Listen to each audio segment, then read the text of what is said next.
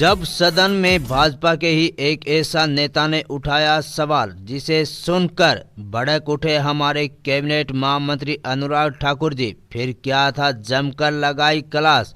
आपने भाषण में कहा कि हम 1.25 करोड़ कर्मचारी पेंशन धारकों के हमेशा ही हित में रहे हैं और आगे भी रहेंगे।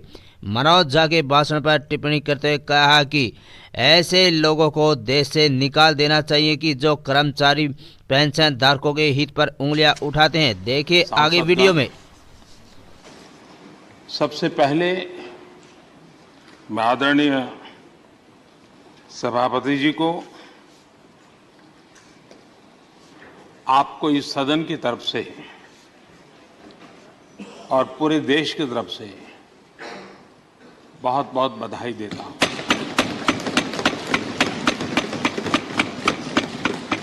आपने एक सामान्य परिवार से आकर के संघर्षों के बीच जीवन यात्रा को आगे बढ़ाते हुए आज जिस स्थान पर प्राप्त पहुंचे हैं वो देश के कई लोगों के लिए अपने आप में एक प्रेरणा का कारण है। इस उच्च सदन में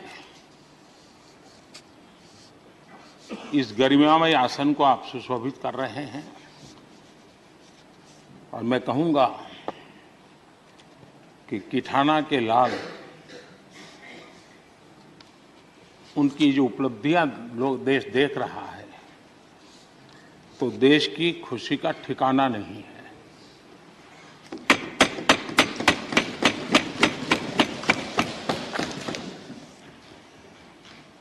आदरणीय सभापति जी, ये सुखद अवसर है कि आज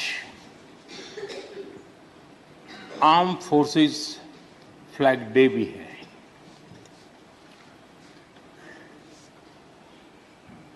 आदरणीय सभापति जी, आप तो झुंझुनू से आते हैं। झुंझुनू वीरों की भूमि है। शायद ही कोई परिवार ऐसा होगा कि जिसने देश की सेवा में अग्रिम भूमिका न निभाई हो। और ये भी सुनने में सुहागा है कि आप स्वयं भी सैनिक स्कूल के विद्यार्थी रहे हैं। तो किसान के पुत्र और सैनिक स्कूल के विद्यार्थी के रूप में मैं देखता हूं कि आप में किसान और जवान दोनों समाहित हैं।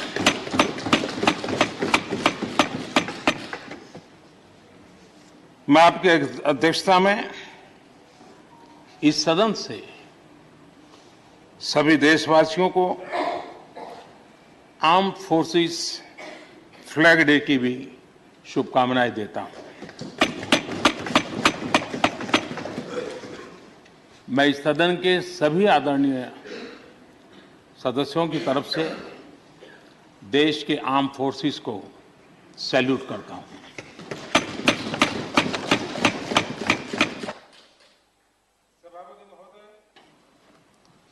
आज संसद का ये उच्च सदन एक ऐसे समय में आपका स्वागत कर रहा है जब देश दो महत्वपूर्ण अवसरों का साक्षी बना है। अभी कुछ ही दिन पहले दुनिया ने भारत को G20 समूह की मेजबानी का दायित्व सौंपा है। साथ ही ये समय अमृतकाल के आरंभ का समय है। ये अमृतकाल एक नए विकसित भारत के निर्माण का कालखंड तो होगा ही, साथ ही भारत इस दौरान विश्व के भविष्य की दिशा तय करने में भी बहुत अहम भूमिका निभाएगा। आदरणीय सभापति जी, भारत की इस यात्रा में हमारा लोकतंत्र, हमारी संसद, हमारी संसदीय व्यवस्था, उसकी भी एक बहुत महत्वपूर्ण भूमिका रहेगी। मुझे खुशी है कि इस महत्वपूर्ण कालखंड में उच्च सदन को आपके जैसा सक्षम और प्रभावी नेतृत्व मिला है। आपके मार्गदर्शन में हमारे सभी सदस्यगण अपने कर्तव्यों का प्रभावी पालन करेंगे। ये सदन देश के संकल्पों को पूरा करने का प्रभावी मंच बनेगा। आदरणीय सभापति महोदय, आज आप संसद के उच्च सदन के मुखिया के रूप में अपनी नई जिम्मेदारी का औपचारिक आरंभ कर रहे हैं।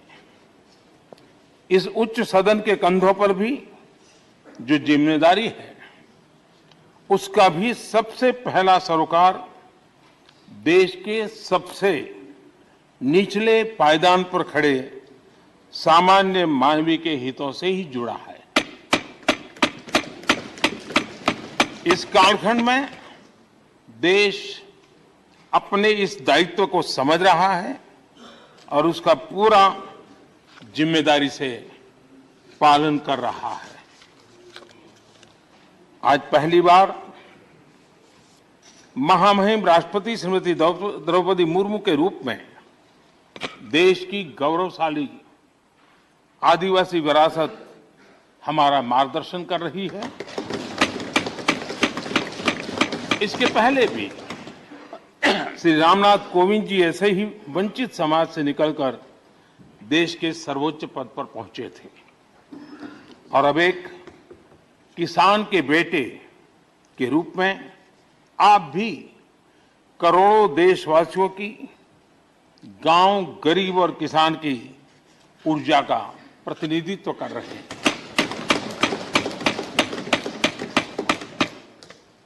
आदरणीय सभापति जी, आपका जीवन इस बात का प्रमाण है कि सिद्धि सिर्फ साधनों से नहीं, साधना से मिलती है। आपने वो समय भी देखा है जब आप कई किलोमीटर पैदल चलकर स्कूल जाते थे। गांव, गरीब, किसान के लिए आपने जो किया, वो सामाजिक जीवन में रहे हर व्यक्ति के लिए एक उदाहरण है। आदरणीय सभापति जी, आपके पास सीनियर एडवोकेट के रूप में 3 दशक से ज्यादा का अनुभव है। मैं विश्वास से कह सकता हूं कि इस सदन में आप कोर्ट की कमी महसूस नहीं करेंगे।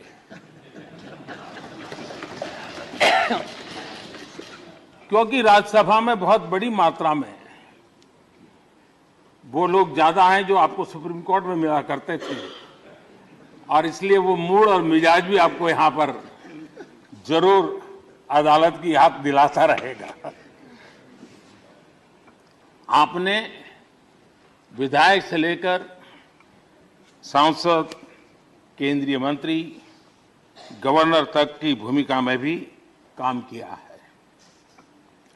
इन सभी भूमिकाओं में जो एक बात कॉमन रही, वो है देश के विकास और लोकतांत्रिक मूल्यों के लिए आपकी निष्ठा। निश्चित तौर पर आपके अनुभव देश और लोकतंत्र के लिए बहुत ही महत्वपूर्ण है। आदरणीय सभापति जी, आप राजनीति में रहकर भी दलगत सीमाओं से ऊपर उठकर सबको साथ जोड़कर काम करते रहे हैं। उपराष्ट्रपति के चुनाव में भी आपके लिए सबका वो अपनापन हमने स्पष्ट रूप से देखा। मतदान के 75% वोट प्राप्त करके जीत हासिल करना अपने आप में अहम रहा है। आदरणीय सभापति जी, हमारे यहां कहा जाता है नयति इति नायकः, अर्थात जो हमें आगे ले जाए वही नायक है। आगे लेकर जाना ही नेतृत्व की वास्तविक परिभाषा है।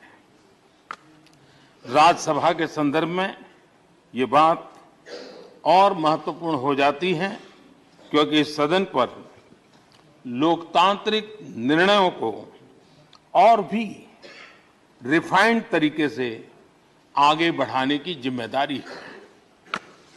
इसलिए जब आपके जैसा जमीन से जुड़ा नेतृत्व इस सदन को मिलता है तो मैं मानता हूं कि ये सदन के हर सदस्य के लिए सौभाग्य है।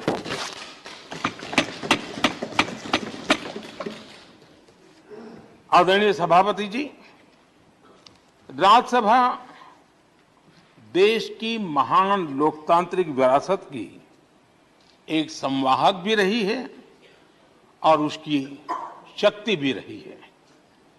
हमारे कई प्रधानमंत्री ऐसे हुए जिन्होंने कभी न कभी राज्यसभा सदस्य के रूप में कार्य किया। अनेक उत्कृष्ट नेताओं की संसदीय यात्रा राज्यसभा से शुरू हुई थी। इसलिए इस सदन की गरिमा को बनाए रखने और आगे बढ़ाने के लिए एक मजबूत जिम्मेदारी हम सभी के ऊपर है। आदरणीय सभापति जी, मुझे विश्वास है कि आपके मार्गदर्शन में ये सदन अपनी इस विरासत को, अपनी इस गरिमा को आगे बढ़ाएगा, नई ऊंचाइयां देगा। सदन की गंभीर चर्चाएं, लोकतांत्रिक विमर्श लोकतंत्र की जननी के रूप में हमारे गौरव को और अधिक ताकत